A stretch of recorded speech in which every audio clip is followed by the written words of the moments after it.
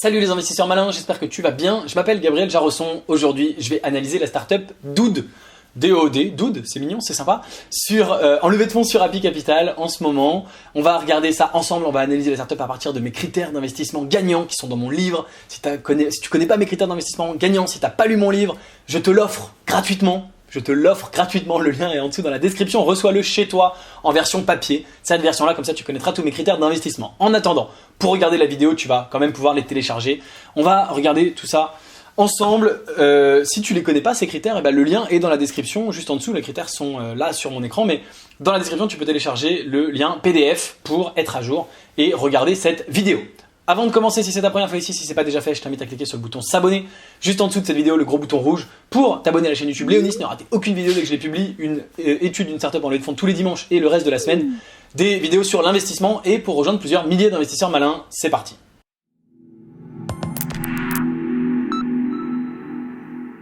Après cette longue introduction, me voilà sur mon ordinateur. On va entrer directement dans le vif du sujet. Je suis ici armé de mes critères d'investissement que tu connais maintenant, que tu les as téléchargés en dessous. Et je suis sur la page de Happy Capital, sur la page de la levée de fonds de Dood. Donc Dood, c'est la première plateforme communautaire de click and collect à destination des commerces de restauration. Ils viennent de lever des fonds en juillet, 160 000 €. Ils ont un service qui réinvite le client en point de vente, parce que réinventer le client, ça veut rien dire. Dood va redynamiser les centres-villes et les zones rurales. Il reste 68 jours, comme la vidéo sera publiée dans 6 jours, il doit rester 62 jours au moment où tu regardes la vidéo. Comme d'habitude, j'ai regardé ici la petite vidéo de présentation qui dure seulement 2 ou 3 minutes. Et on va découvrir ensemble le projet. Donc, tu peux investir à partir de 506 €, hein, pas 500, pas 510, 506 €. L'investissement se fait via une holding, c'est des actions. Une action est à 22 €. La valorisation, c'est 2,6 millions, on y reviendra tout à l'heure. Ils ouvrent 9,2% de leur capital, avec 75% de seuil de validation sur les 270 000 € recherchés. Ok, on en est là. C'est éligible au PEA-PME, à l'avantage fiscal IR, etc., etc. Ok. Alors, voyons voir un petit peu ce que c'est. Donc l'idée, quel est le projet? Sur le modèle de Booking.com, Dood ambitionne de devenir la plateforme communautaire de référence de l'univers de la food. Tu commandes en ligne et tu récupères sur place sans fil d'attente. C'est une solution de click and collect. Donc click and collect, c'est tu commandes en ligne et tu viens chercher en magasin. À destination des commerces de restauration avec une approche communautaire qui favorise l'adhésion des clients et la visibilité des commerçants. Donc, on va essayer d'agrandir ça. Pas très grand, mais c'est pas grave. Donc tu peux... t'as le client et le point de vente, le client il cherche en temps réel, il commande et il va directement retirer sur place. Donc qu'est-ce qu'on peut déjà directement dire de ce projet? On peut dire qu'il y a de la scalabilité des effets d'échelle puisque c'est simplement une application en ligne, donc ça évidemment on aime. On va voir comment ils monétisent, mais a priori ils doivent prendre une commission, on va à confirmer, on met un petit point d'interrogation pour le moment. Le marché est intéressant, il y a de plus en plus de ventes en ligne et il y a de plus en plus de commandes en ligne sur les smartphones, dans les magasins, sur la nourriture. Je pense notamment aux applications de livraison comme Uber Eats. Alors attention, on va regarder ce que eux disent du marché, mais bien sûr il y a la livraison qui augmente. Est-ce que pour autant les gens qui veulent acheter, qui veulent se déplacer, ils vont vouloir commander directement sur l'appli? Quitte à se déplacer, on peut aussi faire la queue là-bas. Enfin, on peut aussi commander sur place. L'avantage de Dood, c'est que justement on ne fait pas la queue, on arrive et on retire directement. Donc le marché, pareil, on va dire oui, mais à confirmer. Et voilà déjà ce qu'on peut dire. La valorisation, c'est 2,6 millions, mais elle ne veut rien dire parce qu'il faut la mettre en rapport avec ce qu'on va déduire de la startup. D'accord ? Donc, ils ont 250 commerçants, plus de 100 000 points de vente avec une offre à emporter. Il y a 15 millions d'actifs qui consomment de la restauration rapide chaque jour. 7 millions de Français utilisent une application mobile pour commander un repas.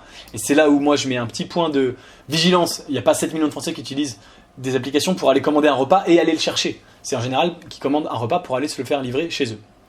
56 milliards le chiffre d'affaires de la restauration hors domicile, d'accord, et 5,8% le marché de la food tech devait croître de 5,8% par an jusqu'en 2022. Ok, bon. Alors, donc ici on a une petite vidéo qui nous présente comment ça fonctionne, on va la mettre en accéléré. Non, c'est pas une vidéo qui nous présente comment ça fonctionne, c'est une interview des fondateurs, d'accord, c'est la même vidéo que tout à l'heure, donc ça c'est pas grave. À quel besoin répond-il? Plateforme B2C, Dood répond aux besoins des commerçants, du consommateur.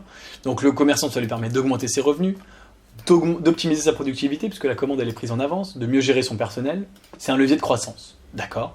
Et bien sûr, les commerces doivent investir dans leur digitalisation. Ils ne sont pas forcément digitalisé, et donc Dude apporte une solution accessible. Ok.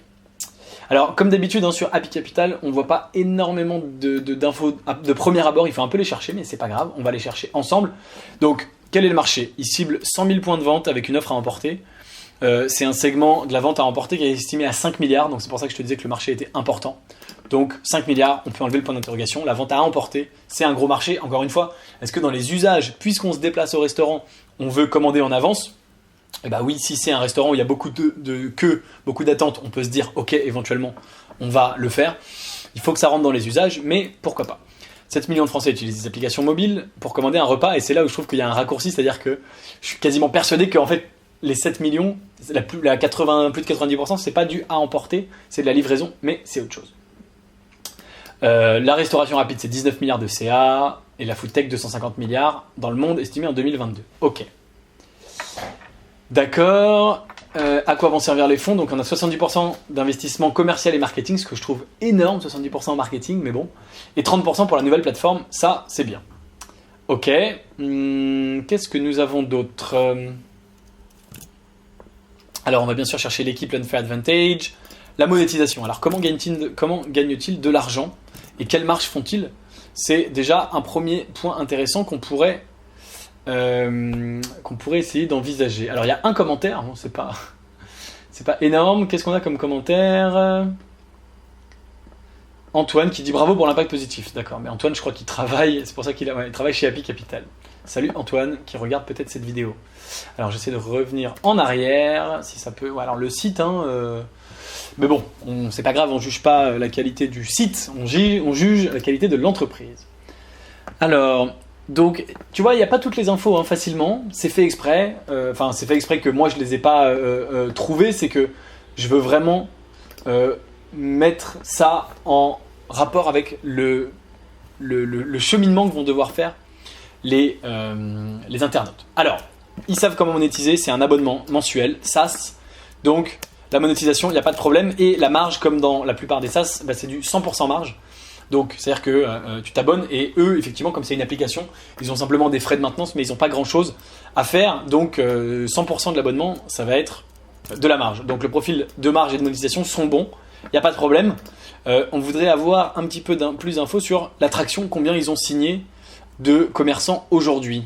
Et la réponse est pas beaucoup.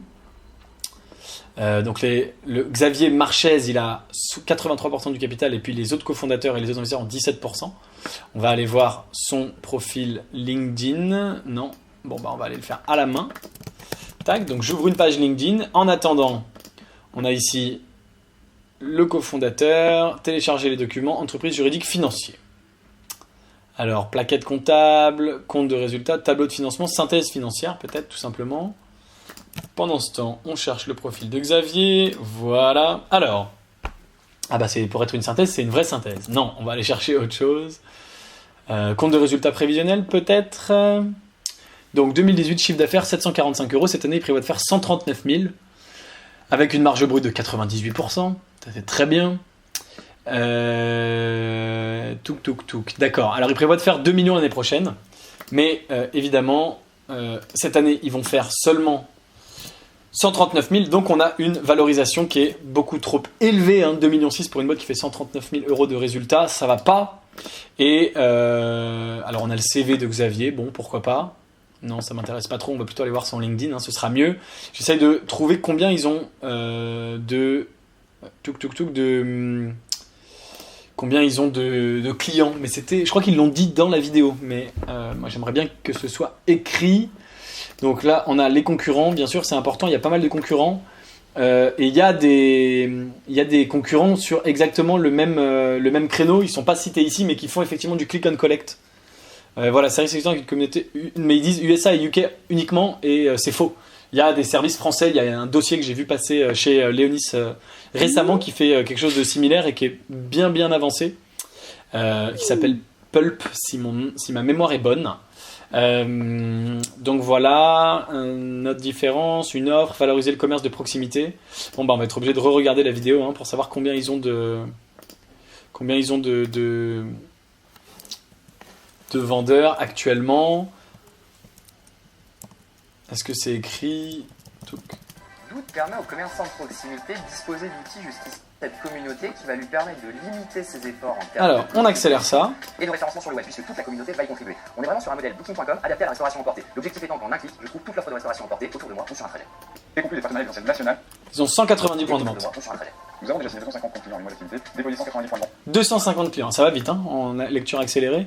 Je sais pas si t'as l'habitude, moi je regarde mes vidéos comme ça. Donc 200, c'est pour ça que je parle aussi vite. 250 points de vente. Est-ce qu'on dit qu'il y a de l'attraction? On va dire bof, d'accord. Sur 139 000 euros de chiffre d'affaires, je trouve que c'est quand même très bas. Mais en même temps, il y en a 250, il n'y en a pas 0, il n'y en a pas 10. 250, c'est un vrai... voilà, il y a du monde. Donc on va dire traction un peu mitigée. Ok. Il nous reste l'équipe Elonfair Advantage. Le gros point faible de cette équipe, c'est que Xavier a l'air seul, plus ou moins. Enfin, en tout cas, il est très majoritaire. Est-ce qu'il a une expérience entrepreneuriale préalable? Non. Il a bossé pendant plus de 10 ans au Cégide. Mais sinon, c'est tout. Il fait ça depuis 2 ans. Et alors, il a quand même un cofondateur, mais un CTO, mais qui n'a pas l'air à plein temps. On va essayer d'aller voir ce que son LinkedIn nous indique. Est-ce qu'au moins sur LinkedIn, il a indiqué qu'il était à plein temps? Il a l'air en tout cas pas très intéressé au capital. Et tu vois qu'il est CEO chez Airweb depuis 20 ans. Et ça n'apparaît même pas. Donc, comme il n'est pas intéressé au capital, je pense qu'il n'est pas très impliqué. Et donc, sur l'équipe, ils ont l'air d'avoir des bons profils, mais comme on n'a pas une vraie complémentarité, je vais être obligé de mettre un point négatif, malheureusement. Bon, il nous reste, pour terminer cette analyse, par ailleurs, il y a plein de monde, ça c'est très bien, mais nous on veut des gens qui ne sont pas des sales managers, des salariés, mais des cofondateurs, des gens impliqués à fond dans la vision de la boîte. Et c'est pas ce qu'on a aujourd'hui. Il nous reste l'Unfair Advantage qui doit répondre à la question: est-ce que si toi et moi demain on veut créer une boîte concurrente, on a plus ou moins de chances d'y arriver? Et malheureusement, je ne vois rien aujourd'hui sur cette page qui me permet de conclure à un avantage concurrentiel. Fiche d'identité, d'accord. Ils ont quelques partenariats avec BNP Paribas, CIC, Eden. Alors ils ont un partenariat avec Edenred, ce qui est bien, parce que bien sûr pour les tickets restaurants, c'est hyper important de pouvoir encaisser, mais ils ne sont pas les seuls. L'application concurrente dont je te parlais tout à l'heure, je sais qu'ils ont le même partenariat. Stripe.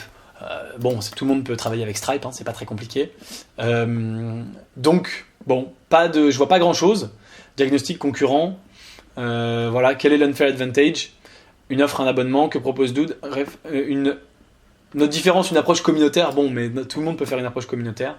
Et une technologie innovante, dispositif CMS, commerçant et site application mobile communautaire, qui est sûrement très bien, mais que quasiment tout le monde peut construire. Donc, je vois pas d'Unfair Advantage, je suis malheureusement obligé de mettre un avis négatif ici. Voilà pour l'analyse, la première analyse en tout cas de Dood. Bien sûr, il y aurait une analyse plus en détail à faire qui est disponible pour les membres de mon club privé si tu veux savoir plus en détail si j'investis ou pas dans Dood et pour quelles raisons. Bien sûr, hein, c'est pas parce qu'il y a des points rouges que j'investis pas, et de même c'est pas parce qu'il y a que des points verts pour d'autres boîtes que j'investis potentiellement. Donc si tu veux savoir si j'investis ou pas dans Dood et pour quelles raisons, et surtout si tu veux investir avec moi dans les meilleures startups qui ne sont pas présentes sur les plateformes en ligne et qui sont dans des deals uniquement privés que je source moi-même, eh bien je te donne rendez-vous dans le club privé. Le lien est juste en dessous de cette vidéo. Club privé d'investissement. Léonis, tu es le bienvenu et n'hésite pas à nous rejoindre. Voilà, c'est tout pour cette vidéo, pour l'analyse de Dood. Dis-moi en commentaire ce que tu penses de cette startup. Est-ce que tu es d'accord, pas d'accord avec mon analyse? Est-ce qu'il y a des points que j'ai oubliés, que je n'ai pas passé en revue? N'hésite pas à me le dire, évidemment. Merci d'avoir regardé la vidéo jusqu'au bout. Si elle t'a plu, aime-la, partage-la. Si t'es pas encore abonné à la chaîne YouTube Léonis, évidemment, abonne-toi. Juste en dessous, avec le gros bouton pour recevoir toutes mes vidéos. J'en sors quasiment une par jour. Et tous les dimanches, une analyse d'une startup en levée de fonds.